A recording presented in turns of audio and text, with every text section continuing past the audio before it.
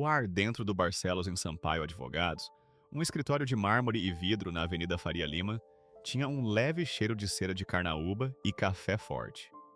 Do lado de fora, a chuva de janeiro sibilava na calçada, e o vapor que subia de uma grelha do metrô parecia um aviso. Ana Morales estava parada perto da recepção, seu casaco de lã de brechó ainda úmido, agarrando uma sacola de lona onde uma lancheira batia suavemente contra uma caixa de giz de cera. Suas mãos estavam rachadas pela água da louça e pelo inverno. Ela viera do Brás, de um apartamento escuro onde o motor da geladeira velha roncava como um coração teimoso e seus filhos, Grace e Ben, esperavam por notícias sobre o que o pai lhes havia deixado. A recepcionista olhou para Ana e depois desviou o olhar, os dedos batucando em um teclado que soava como uma chuva cara. Ana checou seu relógio, um modelo simples com o vidro trincado que Daniel lhe dera em seu terceiro aniversário. 5 minutos adiantada, como sempre. Ela pegara 3 ônibus para chegar até ali, ensaiando o que dizer em cada um deles. Senhora Morales. A voz da recepcionista era educada, mas distante. Pode esperar ali. Ela gesticulou para um banco de couro que parecia impecável demais para se sentar. Ana assentiu, movendo-se com cuidado pelo piso de mármore. Seus tênis rangeram levemente, atraindo olhares de 2 homens em ternos bem cortados que estavam perto de uma sala de reuniões com paredes de vidro. Ela sentiu o peso da avaliação deles, como ela não pertencia àquele lugar, àquele templo de riqueza e certeza. Uma parede de fotografias chamou sua atenção. Jantares de gala beneficentes, inaugurações, rostos sorridentes sob lustres de cristal. Em uma das molduras, ela reconheceu Daniel, mais jovem e usando um smoking que ela nunca tinha visto, ao lado de uma mulher mais velha, com cabelos grisalhos e olhos gentis. A placa dizia Gala Anual da Fundação Ruth Almeida Prado, 2018. Ana fitou o sorriso dele, o modo como sua mão repousava suavemente no ombro da mulher. O sino do elevador soou, quebrando seu devaneio. Evelyn Almeida Prado entrou, trazendo consigo o perfume frio de lírios brancos e dinheiro antigo. Um guarda-chuva preto se fechando com um estalo, diamantes capturando a luz fluorescente. Seu casaco de cachemira era da cor da névoa. Suas botas de couro, imaculadas, sem marcas de sal ou da lama da rua. Ela se movia pelo espaço como se fosse dona do próprio ar. Senhora Almeida Prado, disse a recepcionista, levantando-se ligeiramente. A sala de reuniões está pronta. Evelyn assentiu distraidamente, mas congelou ao ver Ana. Seu olhar viajou do casaco gasto de Ana para sua sacola de lona, fazendo um inventário rápido. Isso é um assunto particular, disse ela, sem olhar para Ana, falando com a recepcionista como se estivesse ordenando que um pacote fosse redirecionado. Apenas para a família. Eu era a esposa do Daniel, disse Ana, com a voz firme. Ela podia ouvir o zumbido da copiadora, o sino distante de um elevador, o tráfego incansável da cidade. Na parede oposta, a fotografia da gala da Fundação Almeida Prado brilhava. Champanhe, smokings, um lustre como gelo caindo. O sorriso de Evelyn era fino e terrível. Você foi um interlúdio.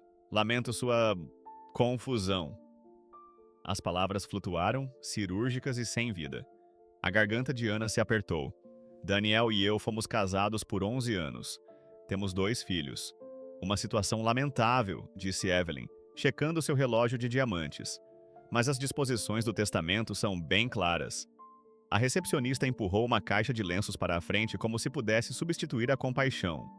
Um segurança mudou o peso do corpo, o rangido das solas de borracha na pedra. Em algum lugar do prédio, alguém riu. Não estou aqui por dinheiro, disse Ana, embora o aluguel estivesse 3 semanas atrasado. Daniel queria que Grace e Ben conhecessem sua herança. A avó dele, Ruth. Ruth estava em declínio quando te conheceu, interrompeu Evelyn.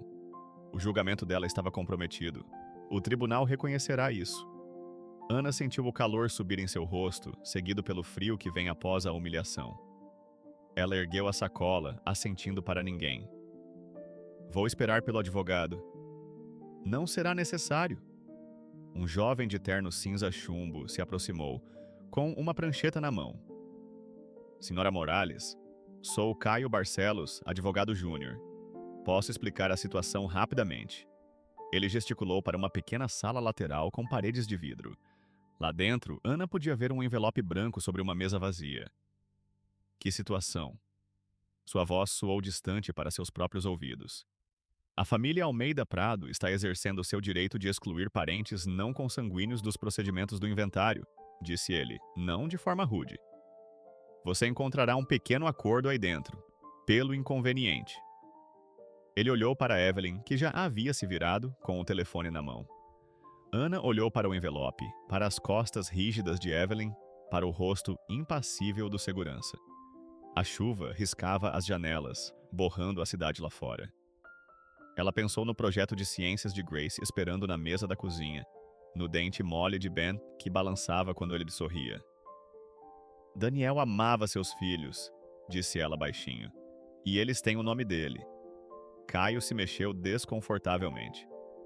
A família Almeida Prado reconhece o direito das crianças a visitas. Com supervisão, é claro. Supervisão. A palavra tinha um gosto amargo. Procedimento padrão quando há diferenças culturais. O sorriso dele era de desculpas, mais firme. Ana ergueu o queixo. Nós celebramos o dia de finados. Fazemos canja de galinha quando alguém está doente. Lemos histórias antes de dormir. Essas são as nossas diferenças culturais, senhor. Barcelos. Atrás das portas de vidro, a Avenida Faria Lima piscava com táxis amarelos e luzes de freio vermelhas. Quando ela olhou de volta, os olhos de Evelyn estavam vazios, desdenhosos, já em outro lugar. Entre elas caiu um silêncio pesado como um cofre trancado, denso com o não dito, que o luto tinha hierarquias e a Ana fora designada para o porão. O recepcionista pode te acompanhar até a saída, disse Caio, entregando-lhe uma sacola de doações cheia de livros velhos. A senhora Almeida Prado não os quer. Livros de receitas da família, eu acho. Ana pegou a sacola, seu peso a surpreendendo. Ao se virar para sair, uma fotografia na parede chamou sua atenção novamente. Ruth Almeida Prado, com a mão no ombro de Daniel, seus olhos sábios e profundos. Por um momento, Ana pensou ter visto um leve aceno do rosto na moldura de prata, mas era apenas um truque da luz, da chuva, das longas sombras do dia. No brás, os corredores cheiravam a repolho cozido e água sanitária. O rádio do senhorio tocava salsa antiga através de uma parede fina. Crianças desciam as escadas com mochilas e botas de inverno. A vida de Ana era uma trança apertada de turnos de madrugada e ônibus tardios, de cupons de desconto recortados na pequena mesa de fórmica sob uma lâmpada fluorescente que zumbia. Ela limpava a paróquia São Gabriel ao amanhecer, recolhia pratos na lanchonete ao meio-dia e à noite dobrava roupas ainda quentes, o algodão carregando o sol que ela não tinha visto. A sacola de doações com os livros de receitas ficou intocada perto da porta por 3 dias. Ana não teve coragem de olhar. Mais uma lembrança do mundo dos Almeida Prado que havia fechado as portas para ela. O envelope do acordo continha R$ 500 e um formulário renunciando a todas as reivindicações contra o espólio. Ela não o assinara. Mamãe, estou com fome, disse Ben, seu rostinho sério sob a luz amarela da cozinha. 6 anos e já cuidadoso com suas necessidades, medindo-as contra o que via nos olhos da mãe. Eu sei, meu filho. Ana abriu a geladeira. Leite, meia cebola, 3 ovos, um pote com sobras de arroz. Vamos comer tortilhas de ovo, as suas favoritas. Ela forçou um tom alegre em sua voz, embora o aviso de corte na conta de gás na bancada a alertasse. Grace ergueu os olhos de sua lição de casa, o lápis torcido no cabelo. Eu posso ajudar. Aos 10 anos, ela tinha os olhos do pai, escuros e pensativos. e seu jeito quieto de observar os ambientes. Ela deslizou do sofá, o livro da biblioteca que estava lendo ficou aberto na almofada. Aprendi sobre frações hoje. Posso medir a farinha. A esperança de Ana já fora um globo de neve comprado por Daniel no primeiro verão juntos.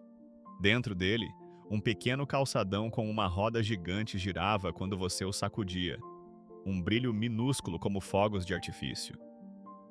O globo rachara no dia em que ele desmaiou no metrô, um defeito não detectado em seu coração e no vidro. Ana o guardou mesmo assim, remendado com fita adesiva e embaçado, o brilho agarrado à curva como um clima teimoso. Ela pegou a tigela, sua borda azul lascada em 3 lugares. No meu vilarejo, minha avó conseguia fazer tortilhas de olhos fechados. A massa conhecia as mãos dela. Ben subiu em uma cadeira com os olhos arregalados. Ela não conseguia ver mesmo. Ana sorriu, bagunçando o cabelo dele. Ela via com os dedos. Eles se lembravam de cada receita, de cada medida. Como espuma de memória, disse Grace, séria. Aprendemos sobre isso em ciências. Coisas que se lembram de sua forma. A cozinha se encheu com o cheiro de óleo aquecendo e farinha tostando. Lá fora, uma ambulância soou e depois desapareceu. Dona Carmen, do apartamento da frente, bateu suavemente, trazendo um pote de molho de pimenta caseiro. Para as crianças, disse ela, seu português cuidadoso, os olhos no rosto cansado de Ana. Minha irmã mandou pimentas de casa. Mais tarde, depois do jantar, Ana colocou Ben no beliche de baixo, ajeitando seus lençóis de dinossauro. Me conta sobre o papai, ele pediu, como fazia na maioria das noites. Suas memórias estavam se esvaindo. Ele tinha 4 anos quando Daniel morreu. Seu pai adorava quebra-cabeças, disse Ana, sentando-se na beirada do colchão. Ele conseguia consertar qualquer coisa. Rádios, torradeiras, brinquedos quebrados. Suas mãos eram sempre gentis, mesmo quando as peças não se encaixavam. Ele consertava corações. A voz de Ben estava sonolenta. Ana tocou sua bochecha. Ele tentava, meu amor. Ele tentava todos os dias. No beliche de cima, Grace fingia dormir, mas Ana podia sentir que ela estava ouvindo, colecionando cada detalhe como vidro polido pelo mar. Depois que a respiração das crianças se aprofundou, Ana foi até a janela da sala. O trem do metrô passou, suas janelas iluminadas contra a noite. Ela podia ver dentro de outros apartamentos, uma mulher regando plantas, um homem cozinhando, 2 adolescentes dançando ao som de uma música que ela não podia ouvir. No andar de baixo, Dona Glória do 2B trazia uma broa de fubá embrulhada em papel alumínio todo domingo e histórias do interior de Minas que subiam como vapor quente. Você está indo bem, querida, ela dizia, dando um tapinha na mão de Ana com dedos nodosos pela artrite. Um pé, depois o outro. Na igreja, o padre Miguel pousou a mão no ombro de Ana e disse: Você não é invisível. As palavras a seguiram como uma pequena luz enquanto ela limpava os bancos e polia os castiçais de latão, enquanto varria o vestíbulo onde as pessoas limpavam os pés.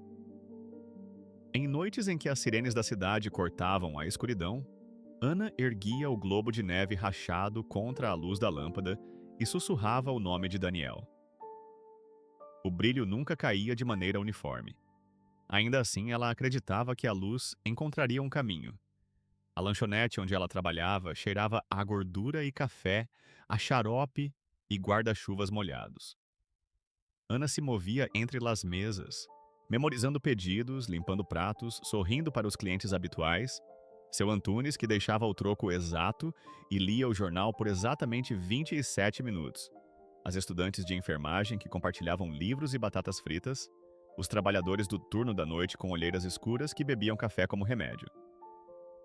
Você é boa nisso, sua gerente Luísa disse uma vez. Você vê o que as pessoas precisam antes que peçam. Ana deu de ombros. Minha avó me ensinou a observar as mãos. Mãos nervosas precisam de açúcar. Mãos cansadas precisam de calor. Sua avó era esperta, disse Luísa, dando-lhes um turno extra. Como você? Os dias caíram em um padrão. Alarme às 4h30, silêncio para as crianças dormirem, café em uma garrafa térmica que fora de Daniel, o ônibus com suas janelas embaçadas e passageiros sonolentos. Ana carregava sua vida em uma mochila, uniforme limpo, meias extras, um romance de bolso em espanhol que ela lia em incrementos de 10 minutos. O aluguel era pago, sempre atrasado, mas pago. O gás continuava ligado. A professora de Grace mandou um bilhete para casa sobre programas de cursinho pré-vestibular. Ela tem um potencial real, escreveu a professora, e Ana o prendeu na geladeira como uma promessa. Às vezes, Ana sonhava com Daniel. Não o Daniel do final, pálido em uma cama de hospital com tubos como raízes emaranhadas, mas o Daniel do começo, que a ensinara a patinar no gelo no Parque Ibirapuera, que pendurara luzinhas pisca-pisca em seu primeiro apartamento, que sussurrara em seu cabelo. Vamos construir algo lindo. Eles haviam construído a risada de Grace, as mãos curiosas de Ben, o pequeno apartamento com seus móveis descombinados e janelas que capturavam o sol da manhã. Os avós de Daniel o deserdaram por se casar com ela. Uma garçonete com sotaque, disseram, como se o amor tivesse pré-requisitos. Apenas sua avó Ruth estendera a mão, convidando-os para um chá em sua cozinha uma vez, a porcelana tilintando, o cheiro de chá de cidreira flutuando. Vovó Ruth guarda segredos em livros de receitas, dissera Daniel piscando.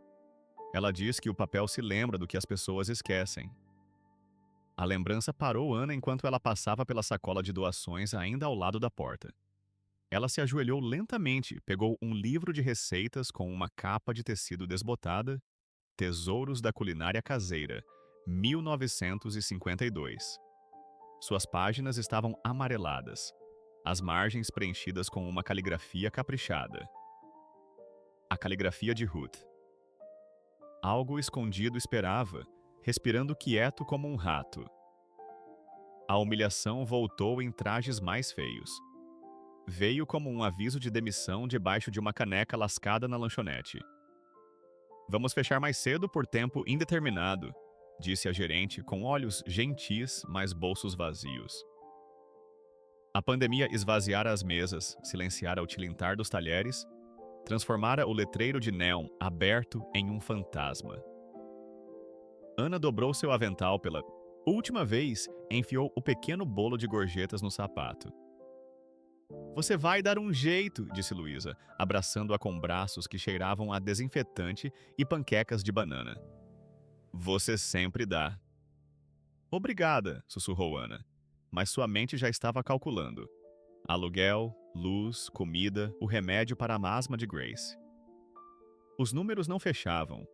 Veio como um envelope timbrado no capacho, um aviso de aluguel atrasado, uma ameaça em letras maiúsculas que fazia as paredes se inclinarem. Despejo pendente. A compaixão do senhorio se esgotara com suas próprias contas se acumulando. 3 meses de atraso agora, com apenas o trabalho de limpeza na paróquia São Gabriel restando, 3 horas por dia de joelhos com uma escova, com água benta e sujeira comum. Veio como uma mensagem de texto do assistente de Evelyn, clínica como um resultado de laboratório. Conforme orientação legal, Sra. Morales, não há direito à pensão por morte. A família Almeida Prado assume a responsabilidade pelos netos, caso a senhora deseje abrir mão da guarda para o melhor interesse deles. A respiração de Ana encolheu. O quarto ficou abafado. Ela podia sentir o cheiro de cebolas da panela de um vizinho, de produto de limpeza de suas próprias mãos, a tristeza metálica das moedas guardadas em um pote. Grace viu o aviso e mordeu o lábio até ficar pálido. Ben perguntou se abrir mão significava dar embora, e a palavra pairou como um lustre quebrado. Não, disse Ana com firmeza, abraçando-o. Significa que alguém não entende o que melhor interesse realmente significa. Naquela noite, depois que as crianças dormiram, Ana sentou-se à mesa com as contas abertas como uma mão perdedora em um jogo de cartas. Ela pensou na risada de Daniel, na cicatriz em seu nó do dedo por abrir um pote teimoso, em seu hábito de esconder bilhetinhos para Grace em livros da biblioteca. Procure no capítulo 3, página 22. A cidade murmurava através da janela. Ônibus suspirando, uma sirene se afastando, a conversa suave da calçada noturna. Ela pegou o globo de neve rachado da prateleira. Ao girá-lo suavemente, o brilho se levantou e depois assentou, como a deriva entre o desespero e a esperança teimosa. A oferta da família Almeida Prado ecoava. Abrir mão.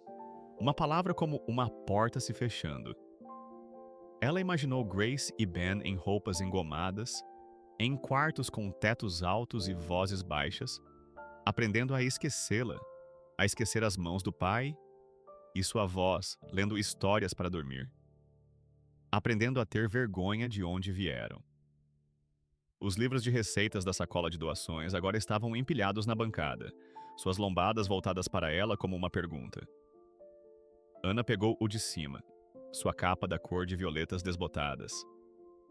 As páginas se abriram naturalmente em uma receita de biscoitos de lavanda. Aninhada na margem estava a caligrafia de Ruth. Para dias difíceis. Sovar a massa ajuda.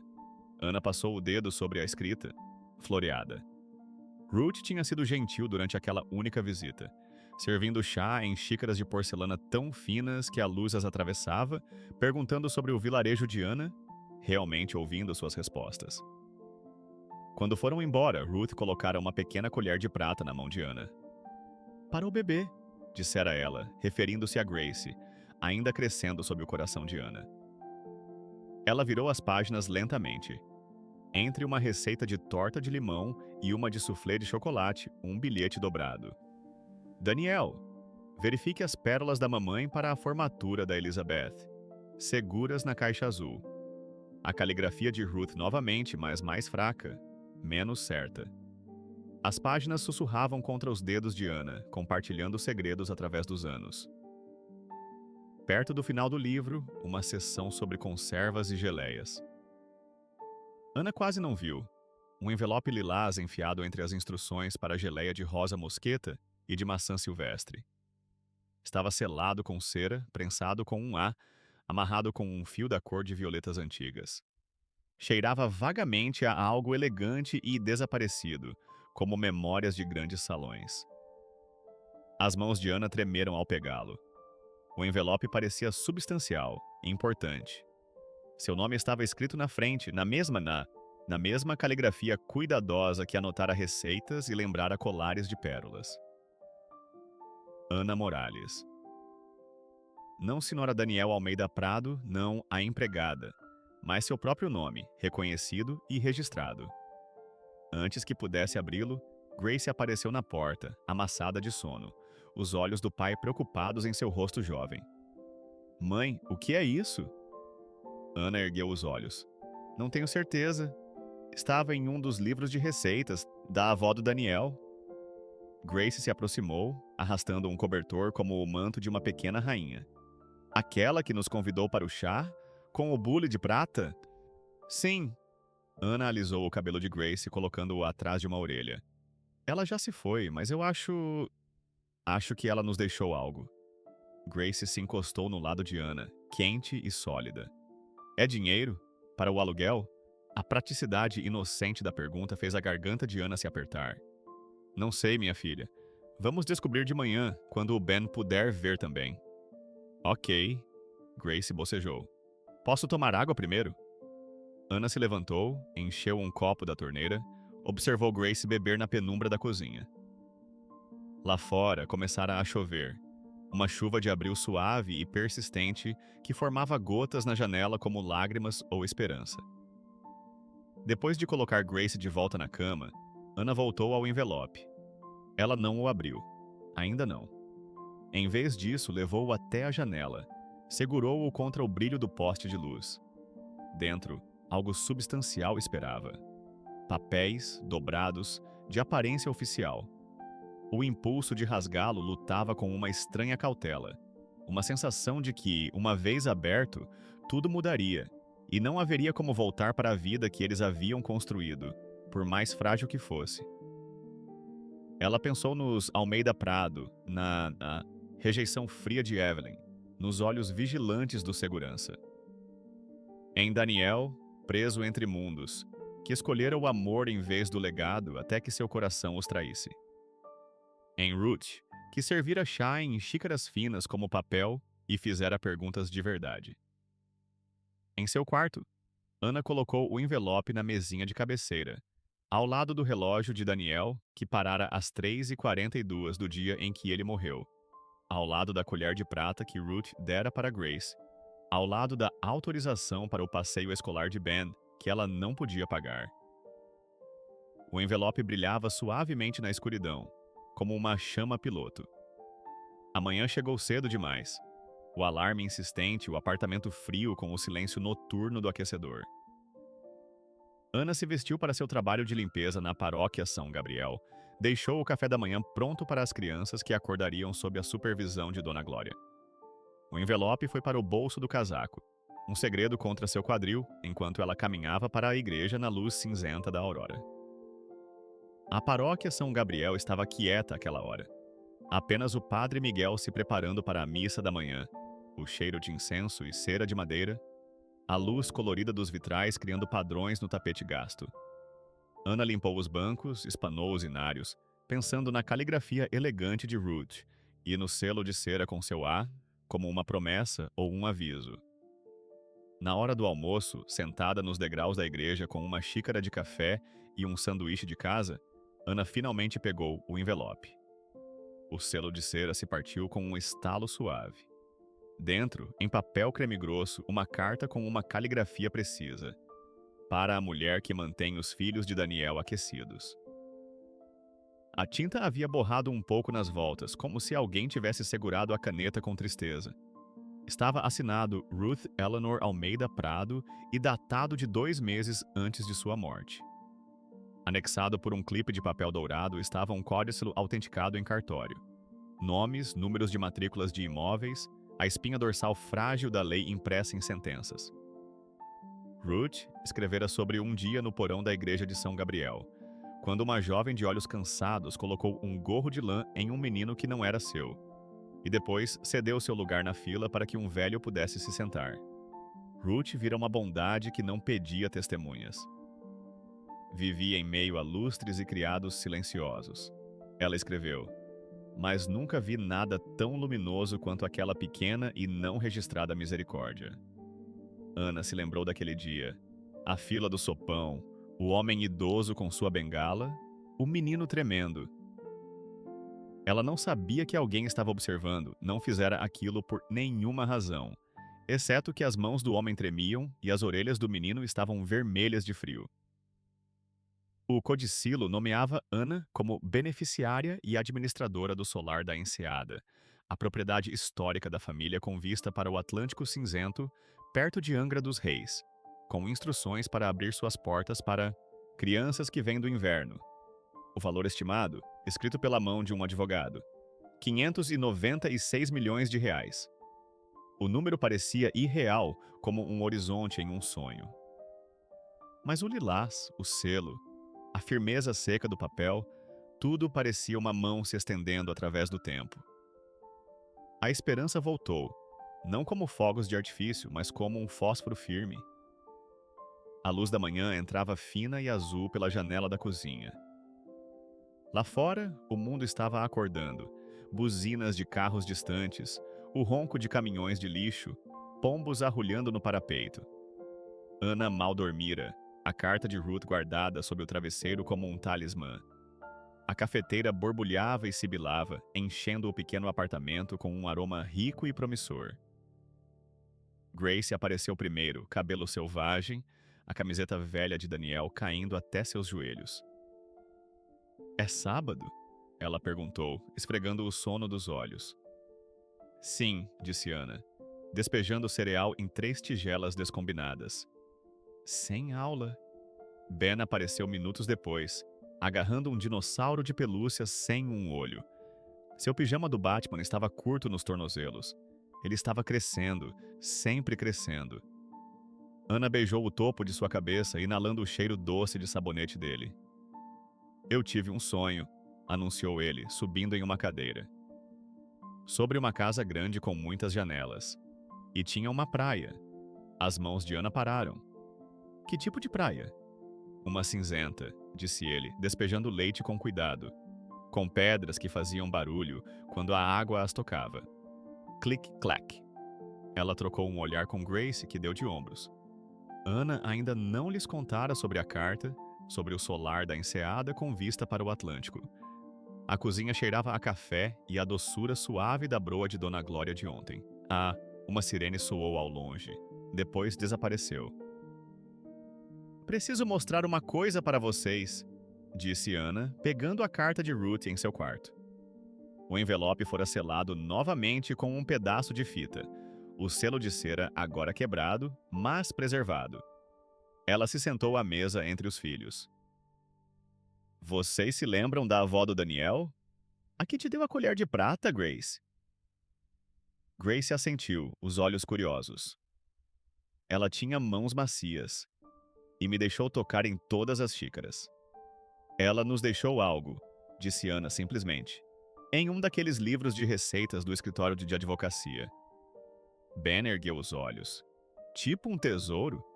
Talvez, disse Ana. É complicado, mas pode nos ajudar com... Ela gesticulou vagamente para o apartamento, para a pilha de contas, para a pequena vida que eles lutavam para manter. Grace, sempre perceptiva, inclinou-se para a frente. É sobre o aviso de despejo? Ana assentiu. Em parte. Primeiro, preciso que vocês dois entendam uma coisa. Aconteça o que acontecer, nós ficamos juntos. Sempre. Não importa o que a Evelyn Almeida Prado ou qualquer outra pessoa diga. Quem diria o contrário? Perguntou Ben, a testa franzida em confusão. Ana alisou o cabelo dele. Algumas pessoas acham que as crianças devem crescer com certas coisas. Casas grandes, escolas particulares, roupas chiques. E isso é legal, mas não tão importante quanto estar com pessoas que te amam. Grace subiu em uma cadeira, cotovelos na mesa como uma pequena professora, e tirou a carta do envelope. Posso ler? Quando Grace abriu a carta, seu rosto mudou enquanto lutava com a linguagem formal. Mãe? A voz de Grace era cuidadosa, contendo tanto uma pergunta quanto uma promessa. De solar da enseada, e fundo fiduciário, e milhões de reais. Deixa eu ver. Ben pulou em sua cadeira, derramando leite. Ana limpou a poça com um pano de prato macio de tanto lavar. Ruth, a avó do Daniel, nos deixou a casa dela, uma casa grande perto do oceano. Como no meu sonho? Os olhos de Ben se arregalaram. Talvez, disse Ana, embora a coincidência a arrepiasse. Ela quer que a gente more lá e ajude outras crianças e famílias que precisam de um lugar seguro. Grace leu em silêncio, a testa franzida.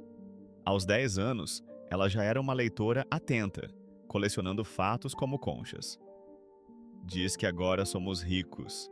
Diz que temos uma responsabilidade, corrigiu Ana gentilmente, e recursos para cumpri-la. Nós vamos nos mudar? Perguntou Grace, de repente preocupada. E a escola? E a Dona Glória? E meu cartão da biblioteca? Ana tocou a mão da filha.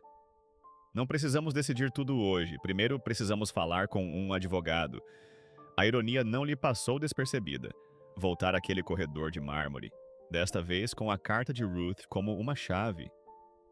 Posso levar meus dinossauros? Perguntou Ben, prático como sempre. Todos eles, prometeu Ana. O dia se desenrolou lentamente. Ana ligou para o padre Miguel, que conhecia uma estudante de direito que era voluntária em uma clínica comunitária. A estudante, Maria Delgado, concordou em encontrá-los em uma cafeteria perto da igreja. Os olhos de Maria se arregalaram ao ler o códice. Isso é legítimo, disse ela, colocando uma mecha de cabelo atrás da orelha. Suas unhas estavam roídas, mas seus olhos eram aguçados. O selo do cartório, as testemunhas, está tudo correto. Mas a família Almeida Prado vai lutar contra isso. Por quê? Perguntou Ana, embora soubesse a resposta. Dinheiro, poder, controle da narrativa. Maria bateu no documento. Isso muda quem define o legado de Daniel e coloca você, uma estranha aos olhos deles, no comando de um bem significativo dos Almeida Prado. O que eu devo fazer? Protocole isso na vara de sucessões imediatamente. Eu te ajudo a redigir a petição. Maria ergueu os olhos, suaves de compreensão. Não vai ser fácil. Os Almeida Prado têm recursos, conhecimentos.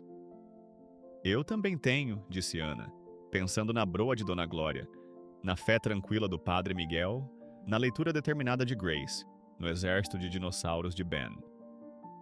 Diferentes tipos de riqueza. De volta à casa, Ana cozinhou enquanto as crianças assistiam a desenhos de sábado, frango cozinhando com alho e louro, arroz soltinho, uma refeição simples que encheu o apartamento com aromas reconfortantes. O codicilo estava sobre a mesa como um visitante de outro mundo. Naquela noite, a chuva batia suavemente nas janelas. Ana pegou o livro de receitas onde encontrara o envelope, virando as páginas até encontrar uma receita de roscas de canela. Vamos cozinhar, disse ela a Grace e Ben, como a Ruth costumava fazer. Eles mediram farinha, açúcar, fermento, ingredientes se tornando algo novo sob suas mãos. Enquanto Grace sovava a massa, a farinha empoeirando seus pulsos como pulseiras, Ana lhes contou histórias sobre Daniel quando menino. Como ele subia em árvores e construía fortes. Como ele amava o oceano em Angra, para onde seus avós o levavam nos verões. Você já foi lá? No solar da enseada? Perguntou Grace, socando a massa. Não, admitiu Ana. Daniel me mostrou fotos uma vez. Ele disse que era lindo, mas triste. Quartos vazios demais. Ben salpicou canela com precisão concentrada. Nós podemos enchê-los. Mais tarde, enquanto o apartamento se enchia com o doce aroma de pão assando, o telefone de Ana tocou. Um número desconhecido. Ela atendeu com cautela. Senhora Morales, uma voz de homem, desconhecida. Aqui é Carlos Almeida Prado, tio do Daniel. Ana sentou-se lentamente. Sim. Minha sobrinha Evelyn me informa que a senhora está em posse de certos documentos do espólio de minha mãe. Sua voz era precisa, mas não rude. Gostaria de discutir este assunto em particular. Eu protocolei o codicilo no tribunal? Disse Ana, observando seus filhos lamberem a cobertura dos dedos. Não há nada a discutir em particular. Uma longa pausa. A senhora não conhece nossa família, senhora Morales. Onde está se metendo? Eu conheci o Daniel, respondeu ela. E conheci a Ruth uma vez. Ela parecia saber exatamente o que estava fazendo. Carlos suspirou. Mamãe sempre foi imprevisível. A audiência é na terça-feira. Espero que a senhora entenda o que está pedindo. Depois que desligaram, Ana ficou na janela, observando a chuva escorrer pelo vidro. No reflexo, ela podia ver Grace e Ben na mesa, as cabeças inclinadas sobre as roscas de canela, seguros na luz quente. Atrás deles, o codicilo esperava como uma porta prestes a se abrir. Vamos ficar bem, sussurrou Ana para seus reflexos, para a chuva, para a memória de Ruth, para si mesma.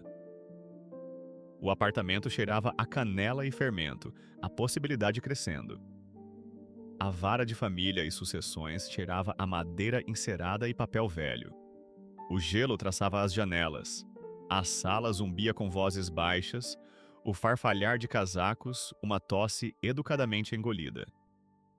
Ana sentou-se com Grace e Ben, suas pequenas mãos nas dela, uma bala de hortelã em cada palma. Em sua sacola, o envelope lilás repousava entre um livro da biblioteca e um saquinho de fatias de maçã. Maria Delgado sentou-se ao lado deles, agora representando Ana oficialmente através da clínica jurídica da Faculdade de Direito. Ela usava um terninho azul marinho que parecia emprestado, o cabelo preso para trás, suas anotações meticulosamente organizadas. Lembre-se, ela sussurrou, Deixe o documento falar por si. Ana assentiu, o estômago apertado. Ela passara sua melhor blusa, de algodão branco com pequenas flores azuis, e usara os brincos de prata que Daniel lhe dera em seu 5º aniversário. Grace havia trançado seu cabelo naquela manhã, com dedos cuidadosos e amorosos. Repórteres haviam aparecido porque tudo que envolvia os Almeida Prado atraía câmeras como açúcar atrai formigas. A filantropia da família, suas conexões políticas, seu dinheiro antigo, tudo rendia uma boa matéria. Um oficial de justiça os manteve no fundo, seus sussurros como insetos. Evelyn chegou em um branco invernal, pérolas frias como a geada da manhã. Carlos ao seu lado como um busto de mármore que ganhou vida. Atrás deles caminhavam 2 homens em ternos tão perfeitamente cortados que pareciam ter nascido neles.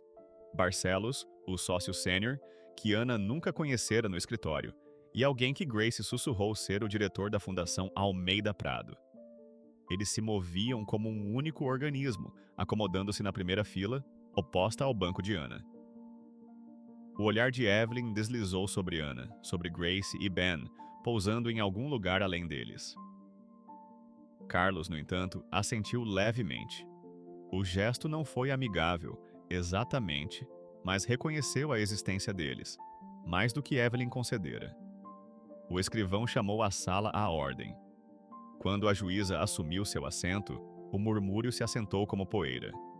Ela era mais velha, com cabelos prateados cortados precisamente na linha da mandíbula e óculos de leitura em uma corrente. Sua toga sussurrou quando ela se sentou. Espólio de Almeida Prado, Ruth Eleanor. Petição para a admissão de codicilo. Barcelos, o advogado dos Almeida Prado, levantou-se suavemente, a voz como um elevador. Sobe e abre. Meritíssima, a família Almeida Prado se opõe à introdução deste suposto codicilo por múltiplos motivos.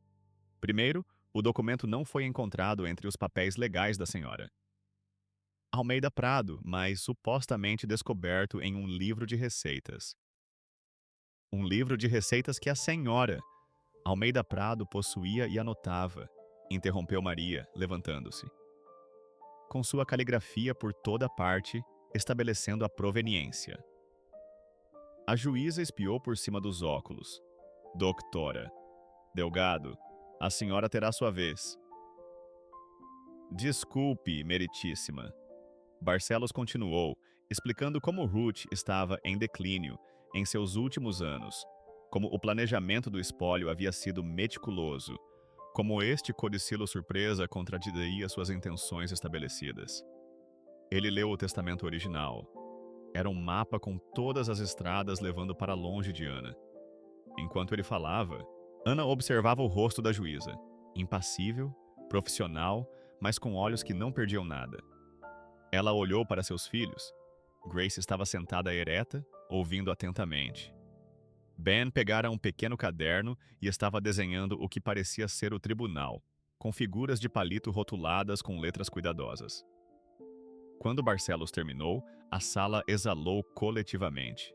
Então a juíza pigarreou.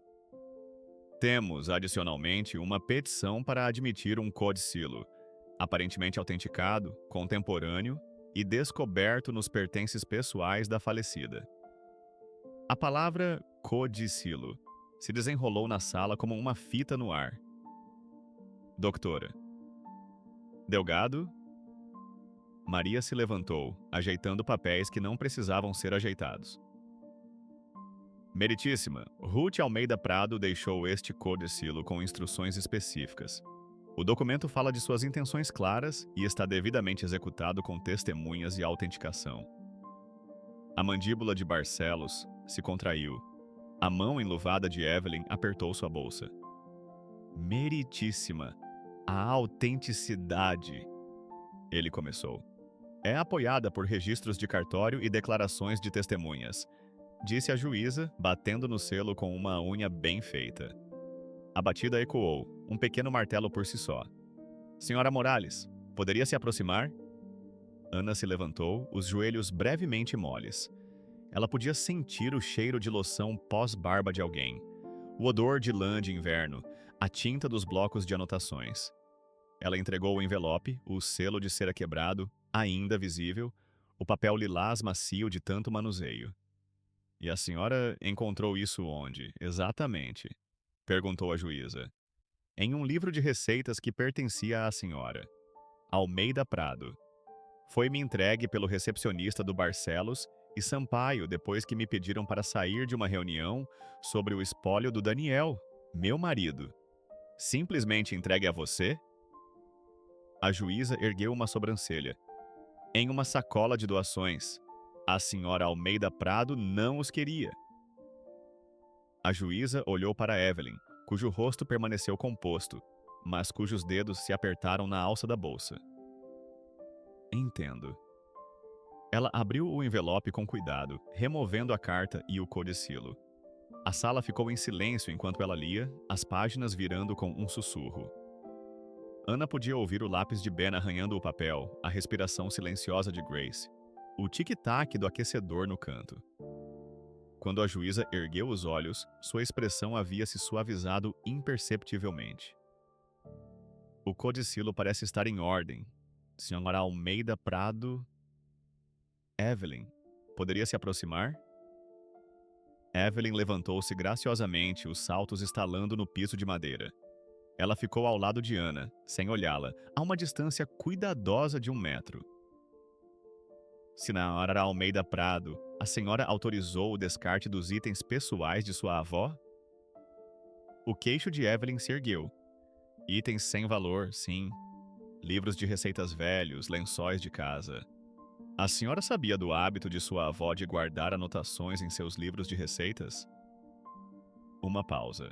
Vovó tinha muitas excentricidades em seus últimos anos. O olhar da juíza era firme. Essa não foi a minha pergunta.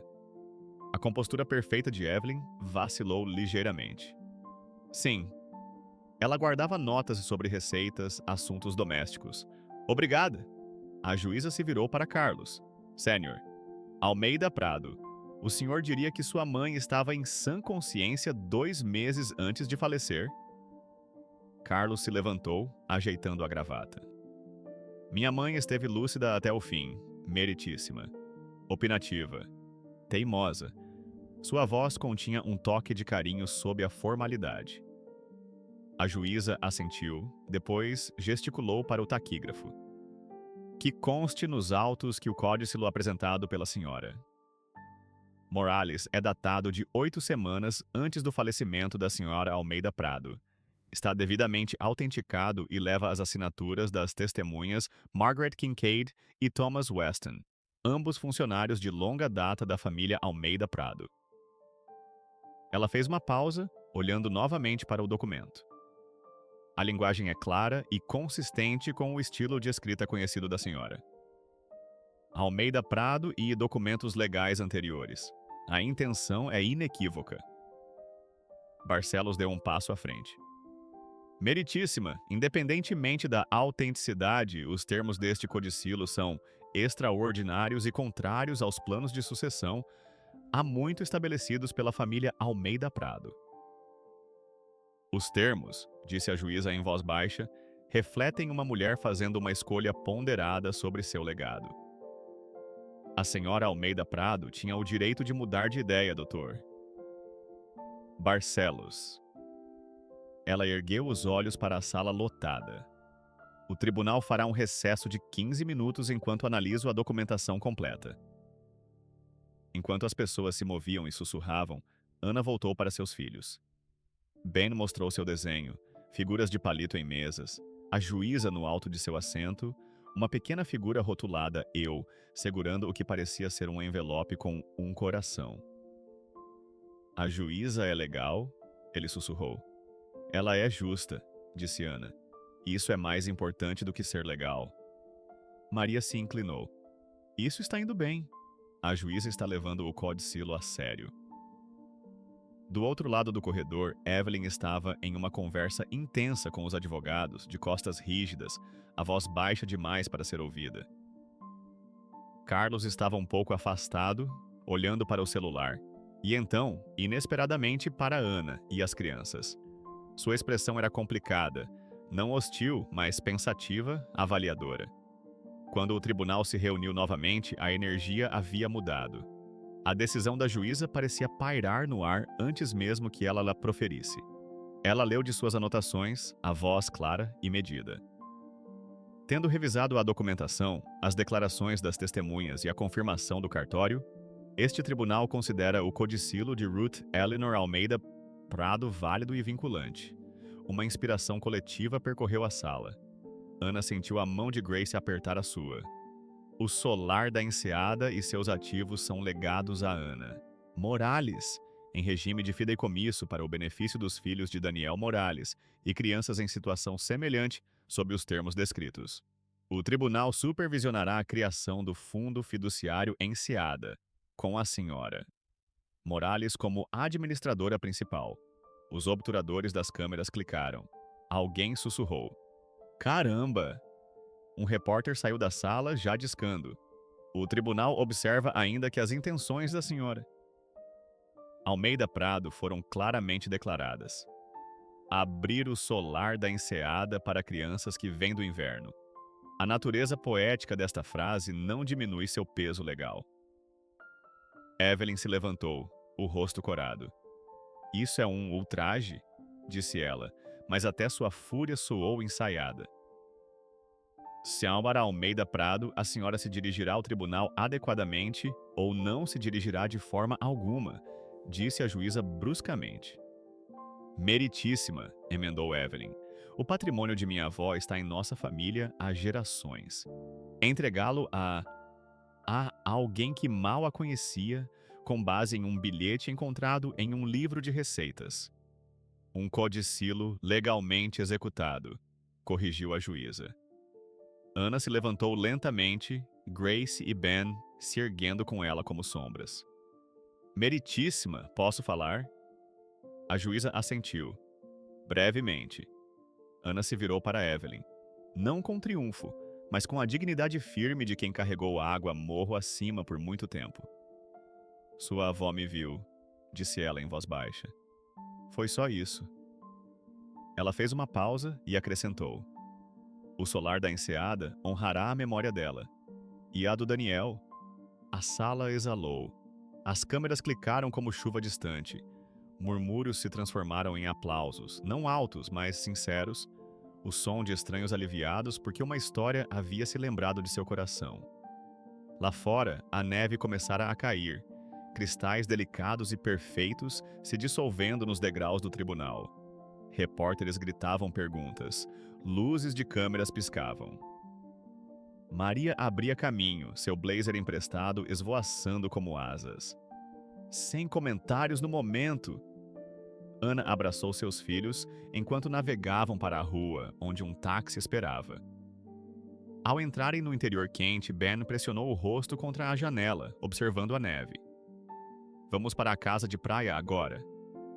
Em breve, prometeu Ana, a voz firme apesar do tremor em seu peito. Há papéis para assinar, arranjos a serem feitos. Enquanto o táxi se afastava, Ana vislumbrou Carlos Almeida Prado parado sozinho nos degraus, a neve se acumulando em seus ombros. Por um momento, seus olhos se encontraram através do vidro. Ele assentiu uma vez, quase imperceptivelmente. Ana assentiu de volta. O solar da enseada encarava o Atlântico como um navio que escolhera ficar. Com telhas cinzas e muitas janelas, erguia-se em uma colina com vista para um trecho de praia onde gaivotas circulavam e as ondas murmuravam contra pedras lisas. Quando Ana o viu pela primeira vez, saindo de um táxi com Grace e Ben agarrados às suas mãos, sua respiração falhou. A Zaibaia não era maior do que ela imaginara, imponente, mas de alguma forma acolhedora, com uma varanda larga envolvendo o primeiro andar e chaminés que se erguiam como pontos de exclamação contra o céu da primavera. Parece um chapéu gigante, disse Ben, inclinando a cabeça para trás para ver o mirante no topo. É enorme, sussurrou Grace, a voz entre o espanto e a ansiedade. Nós vamos mesmo morar aqui? Vamos, disse Ana, embora mal pudesse acreditar. 3 semanas haviam se passado desde a audiência. Semanas de papelada, reuniões com curadores, explicações para vizinhos surpresos no Brás. Dona Glória colocara um pote de geleia de amora caseira nas mãos de Ana. Para sua nova despensa, dissera ela, os olhos brilhando de lágrimas e orgulho. A porta da frente se abriu e uma mulher com cabelos grisalhos e sapatos práticos apareceu. Senhora Morales? Sou Helena, a caseira. Ela sorriu e pés de galinha se aprofundaram ao redor de seus olhos. Cuido do solar há 20 anos. Ruth, a senhora. Almeida Prado. Me disse que você viria, embora eu admita que não acreditei na época. Ana estendeu a mão. Por favor, me chame de Ana. Estes são meus filhos, Grace e Ben. Helena assentiu para cada um deles. Bem-vindos! Deixem-me mostrar a casa. Lá dentro, o hall de entrada cheirava a óleo de limão e ar do mar. A luz do sol entrava por janelas altas, capturando partículas de poeira que dançavam como pequenas estrelas. O chão era de mármore preto e branco, gasto e liso nas soleiras por gerações de passos. Uma escadaria maciça curvava-se para cima, seu corrimão brilhando de polido. À esquerda, uma sala de estar formal com móveis cobertos por lençóis brancos como fantasmas adormecidos. À direita, uma biblioteca onde livros encadernados em couro forravam as paredes do chão ao teto. Esta é apenas a casa principal, explicou Helena, guiando-os. Há a ala leste com a sala de música e o conservatório, e a ala oeste com suítes de hóspedes. A cozinha fica por aqui. Foi modernizada há uns 10 anos. A cozinha era quente e iluminada, com panelas de cobre penduradas em um suporte e uma ilha maciça no centro. Através de outra porta, eles vislumbraram uma sala de sol com vista para jardins que desciam até o mar. É como um museu, disse Grace com cuidado para não tocar em nada. É o seu lar, corrigiu Helena gentilmente. Ruth queria muito isso. Ela odiava o quão silencioso o lugar havia se tornado. No grande salão, a lareira estalava e suspirava, o calor se espalhando como uma bênção. Ana atravessou o piso preto e branco com Grace e Ben, seus passos ecoando no teto alto. Na lareira havia fotografias em molduras de prata. Ruth como uma jovem, elegante e séria. Ruth com um bebê que devia ser o pai de Daniel. Ruth, em seus últimos anos, ainda majestosa, mas com olhos mais gentis. Ela deixou instruções, disse Helena, pegando um caderno de couro. Para o fundo, para a casa, bem detalhadas. Ana pegou o caderno sentindo seu peso. Dentro, a caligrafia familiar de Ruth fluía pelas páginas. Planos para oficinas, programas educacionais, arranjos de moradia para famílias em transição. O Estatuto do Fundo, o Estatuto de Ruth, tornara-se algo vivo. Ela pensou em tudo, murmurou Ana. Quase tudo, concordou Helena. Ela não poderia saber sobre a pandemia, claro, mas a estrutura é adaptável. Nos dias seguintes, Ana explorou cada canto do solar com seus filhos. Eles descobriram escadas escondidas, um telescópio no mirante, armários cheios de jogos de tabuleiro e brinquedos de praia desgastados. No quarto de infância de Daniel, encontraram modelos de navios e livros de aventura com as orelhas dobradas. Ben reivindicou o quarto imediatamente, subindo na cama de solteiro com sua colcha azul marinho. Papai dormia aqui, disse ele com satisfação, como se estivesse completando um círculo.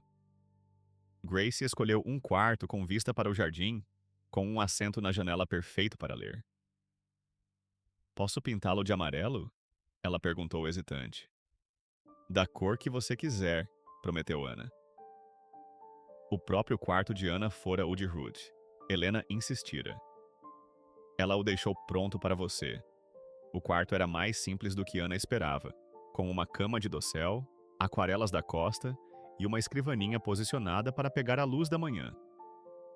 Na mesinha de cabeceira havia um pequeno livro encadernado em couro, o Diário de Ruth. Ana não o abriu, ainda não. Algumas portas precisavam de tempo.